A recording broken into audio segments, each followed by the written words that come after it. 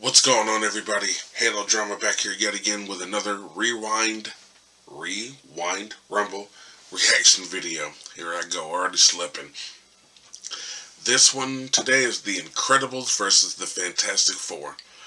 I know I've seen The Incredibles before, but it was a long time ago, probably when my kids were kids and not teenagers like they are now. I remember the dad's super strong,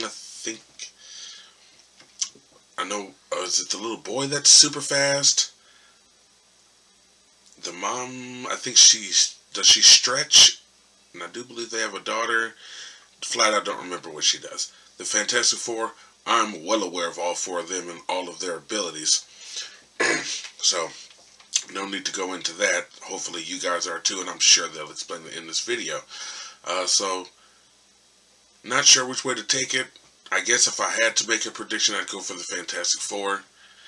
I don't know if that's being Marvel bias or what, but in any event, let's see what's going on.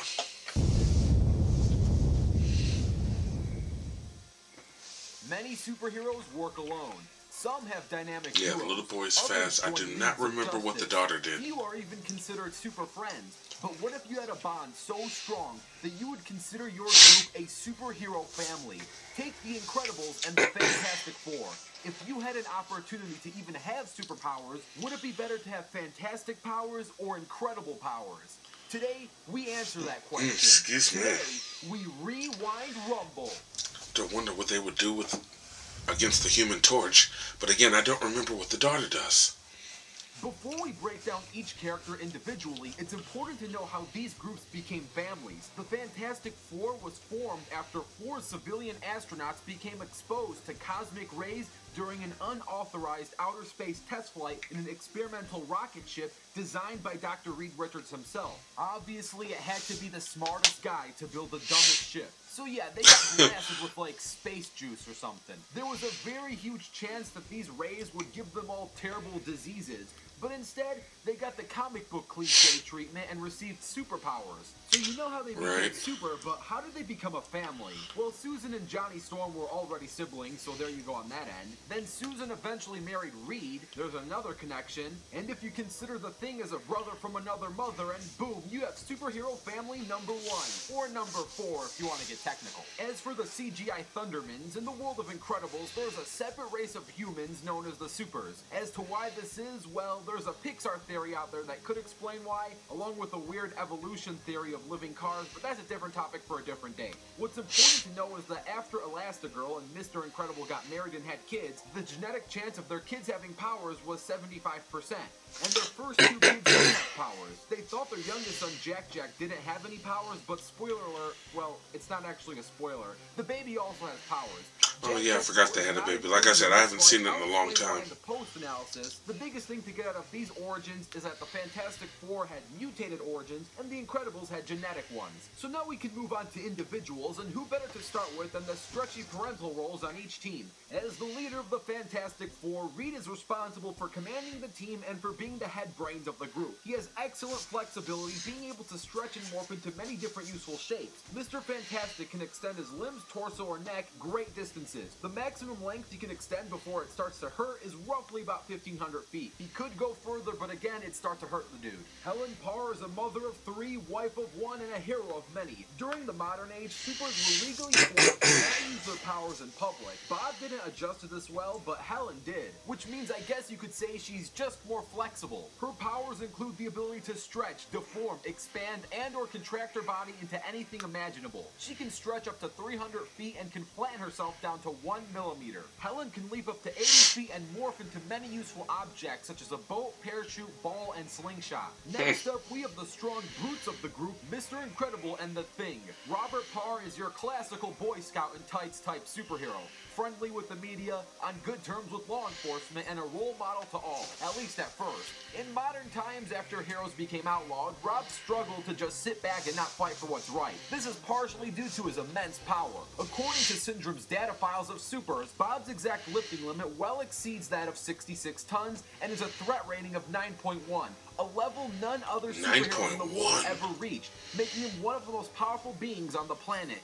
Even in middle age, he's also been seen bench pressing locomotives and throwing boulders at tremendous speeds and distances. If you're feeling rock hard, just take a look at a few photos of the Thing and you'll feel soft. The Thing possesses a rock-like hide due to the exposure of cosmic rays. His primary superhuman power is great physical strength. He has clashed with battles against the Hulk, lifted entire spaceships, oil rigs, and more. Lost many of those battles against the Hulk, might they add. He only die from circumstantial damage. He also has a rare ability to turn into a human once a year. We better move fast, as the next pair is Dash and Human Torch. Dash has super speed as a quick thinker and makes a great decoy. It's usually his role to distract his targets in order for his parents to go on the offensive sooner rather than later. Dash is only 10 years old and certainly acts like it. This can be both a good thing and a bad thing. It's good because he's hyperactive and can be quite the smart aleck towards his enemies. It's bad because sometimes he misbehaves and that can hinder team potential. Johnny Storm is the younger brother of Susan Storm. They say Johnny is the hottest member of the Fantastic Four,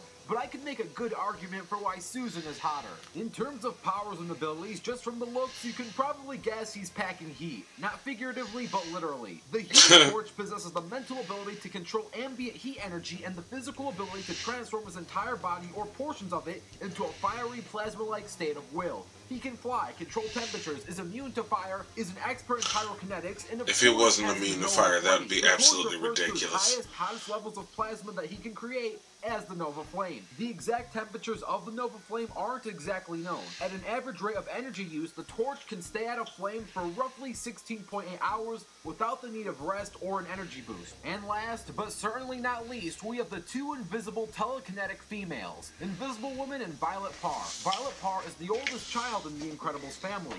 She may not be the loudest, she may not be the strongest, and sometimes she even acts invisible, but deep down, her power and heart is one of the most underrated among the entire family. Violet has the ability to create force fields, turn invisible, and has become quite skilled in using force fields as a makeshift giant-sized hamster ball. Regardless of powers, Violet is also great at coming They didn't steal that idea at all. She knew how to escape her electrical bonds that Syndrome kept her family in, and she's great with coordinates. And then we have Susan Storm. How she operates her powers is still unknown to even that of Reed Richards. Mr. Fantastic suspects that Sue somehow traps hyperspace when she activates her powers, and it seems like the only limit is her actual reserve. Like Violet, Susan can turn invisible, turn other objects invisible, create force fields, has telekinesis, and is capable of using force fields as shockwaves for offensive purposes. Overall, that's your strong brutes, stretchy advisors, invisible telekinetic chicks, and dashing quick hotheads. I guess that's a good way to compare them. I'm still not seeing what they could do to a circumstance. What better the Human Torch, but we'll see how they spin it, as I always say. And like all heroes who plan and think on a whim, no preparation makes most sense. Once that circumstance bar has finally loaded, it's time to rewind rumble.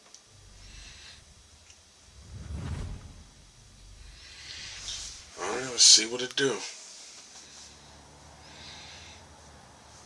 The tower.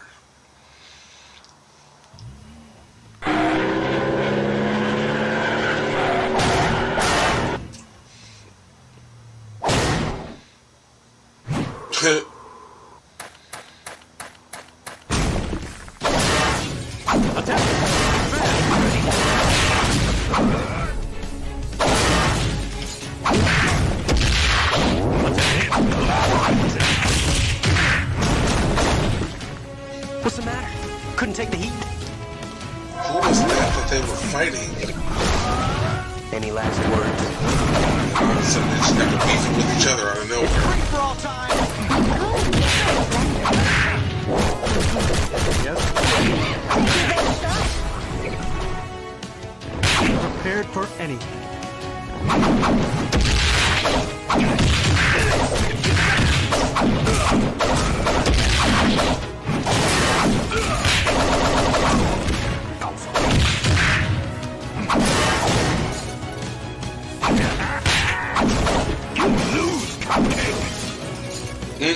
You are about to have a very bad day.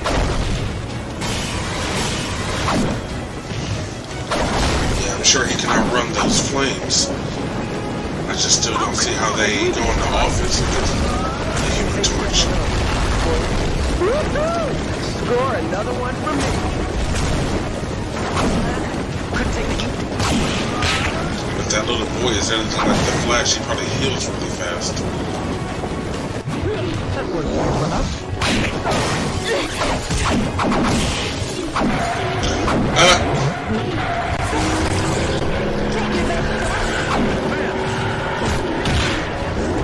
Little Taurus cameo.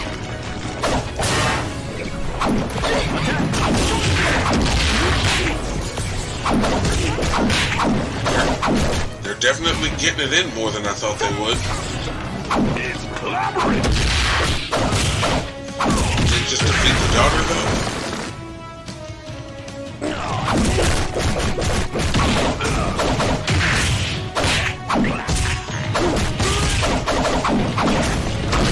These two definitely getting it in.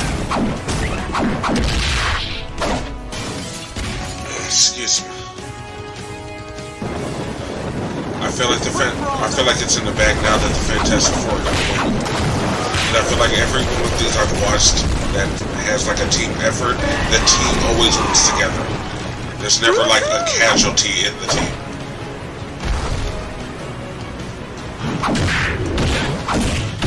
So yeah, I can only assume that Reed's about to whip her ass.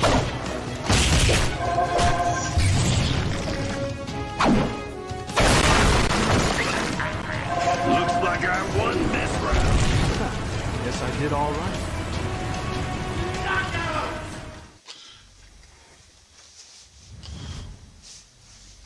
That was way more slick than I thought it was going to be. Hopefully you enjoyed that animation, and if you did, special thanks to Team Animation Rewind's Gabriel Adams. But then again, Also, that's the really point of the huge show. thanks I to know I LG get that. Avocado and Corno But Keith for preparing the post still slick analysis. nonetheless. LG Avocado did a bunch of research and stat gathering for this episode. Don't forget to download the free Animation Rewind app. Excuse Thanks, me. and enjoy the post analysis.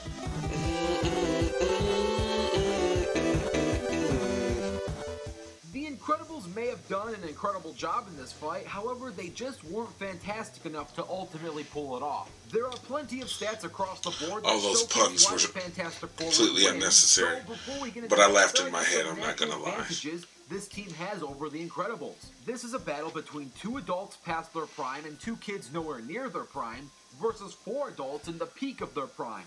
That alone should give you a bright idea on how this plays out. But if you want stats, we got stats. With speed, the best speed feat available for any Incredible belongs to Dash. Dash once ran from his house to the Great Wall of China. If we be nice and highball this feat to take even 10 minutes, that's 7,252 kilometers in 1/6 of an hour, which is 43,512 kilometers per hour, roughly 27,000 miles per hour, making him just about Mach 35. This is fast. Dash is probably the fastest 10-year-old I know, but this is nothing compared to the likes of the Human Torch or heck, even the Thing, who both reacted to meteors. The average meteor travels over 160,000 miles per hour. This edge belongs to the Fantastic Four. As for strength, the strongest Incredible, being Mr. Incredible, is stated to cap out around 66 tons, whereas the Thing can casually hold back a hydraulic press strong enough to push through the entire planet itself. As for power, Mr. Incredible can easily break through walls and do some damage to a robot that's unaffected by rockets, though the Human Torch is known he to was blast chubby. and destroy a I know small that feeling. moon, and his supernova can reach temperatures to that of an exploding star. The Thing can trade blows with Grey Hulk, who destroyed a meteor twice the size of Earth. I think you know who gets this edge. It's the Fantastic Four. As for durability, Clearly. we've seen Mr. Incredible get hit by a train, Elastigirl surviving a plane explosion, and Violet's shield protecting her against the Omnidroid. As for the Fantastic Four, the Thing can take attacks from Grey Hulk and survived Ego, the living planet exploding. Sue also has superior force fields to Violet as she successfully contained Johnny's supernova attack once. I'm sure. Durability is also I'm sure she good to the does. Fantastic Yeah, Four. it's like you As said, for she's intelligence, a grown-ass Mr. woman. Fantastic alone is a super genius matched by very few beings in the entire Marvel Universe. He's the guy who invented the ultimate nullifier. Mr. Incredible, on the other hand, struggles to help Dash with his math homework. And last but not least, who has the better movies? You'd be happy to hear this. This one belongs to The Incredibles. It's a classic superhero film. That's a and fair one of the point. best in Pixar's lineup, whereas the Fantastic Four films, none of which are fantastic. or even okay for That that one matter. was trash. The edge in this one, the most important one, goes to The Incredibles. However, this episode is all about who would win in a fight, not who has the better content. Making the winner of this Rumble, the Fantastic Four. Now, what if we allowed The Incredibles... Alright, let's just go ahead and stop there. Don't allow them to do shit. Alright, The Incredibles versus the Fantastic Four. He's got a point. Yeah, the parents in The Incredibles were past their prime. I do remember that. And the kids, they're kids. So, you know, what do you expect? Surprised the baby didn't get involved in some way. But yeah, like you said, yeah, the Fantastic Four, they're grown as fuck. They know their powers. They're used to their powers. And yeah, they're still in their prime. So, yeah, definitely made it clear that they were going to get this one. Yeah, that was slick. Hope you guys liked it. On to the next time when I have time. So until then, peace.